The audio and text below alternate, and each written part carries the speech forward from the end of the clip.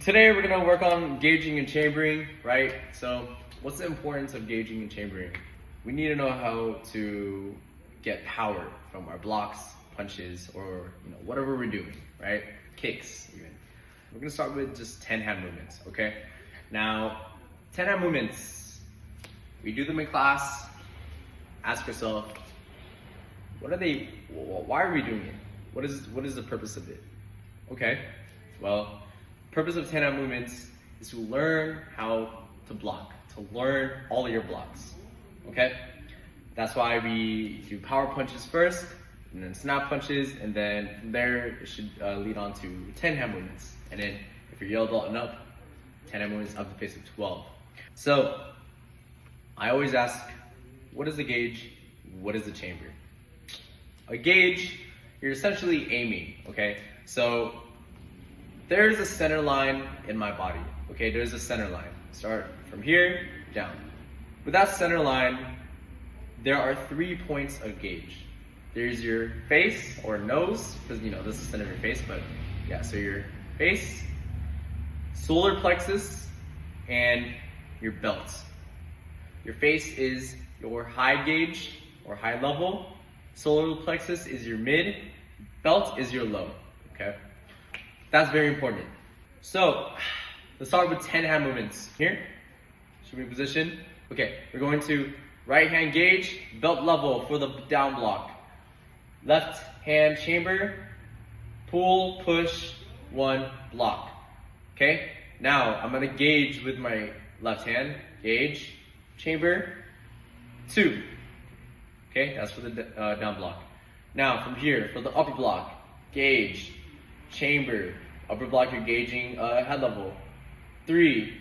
Okay, left hand gauge, right hand chamber, right to the left side of your belt, 4. Right hand mid gauge, solar plexus level, left hand chamber, 5. Left hand gauge, right hand chamber, 6. Right hand gauge, left hand chamber, 7.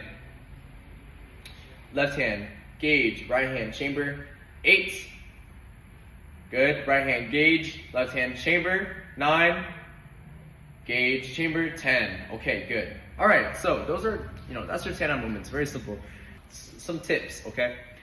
If you hear me say phone call, okay? Phone call just means your palm is facing your head. If you pick up a phone and you're on the phone, which way is your palm facing? Towards your face, okay? So phone call is used for down block and outside block. If your hand is like this and I say phone call, all you gotta do is turn your hand. Hand comes to your ear, phone call, right? And then block. I'm gonna go slow, all right, to me, and I'm gonna do the gauging chamber. Ready?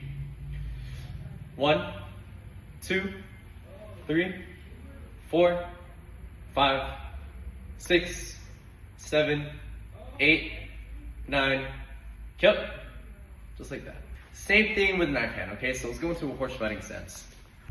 Gauge, chamber, 1, gauge for the fist, chamber, 2, 3, knife hand, 4, knife hand, 5, knife hand, 6, knife hand, phone call, 7, knife hand, phone call, 8, knife hand, 9, switch, 10, switch, 11, and yeah. I'm gonna go a little bit faster. Okay, so from here, 1, 2, 3, 4, 5, 6, 7, 8, 9, 10, 11, jump.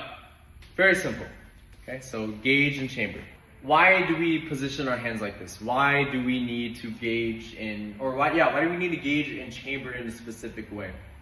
The reason is because power comes from rotation. As you guys hear me say this all the time in class, where does power come from? Power comes from rotation. Torque, that's what it is, torque. You notice how my hand is here for the gauge, for the down block, and my hand is up here for a phone call, right? Or, for the chamber.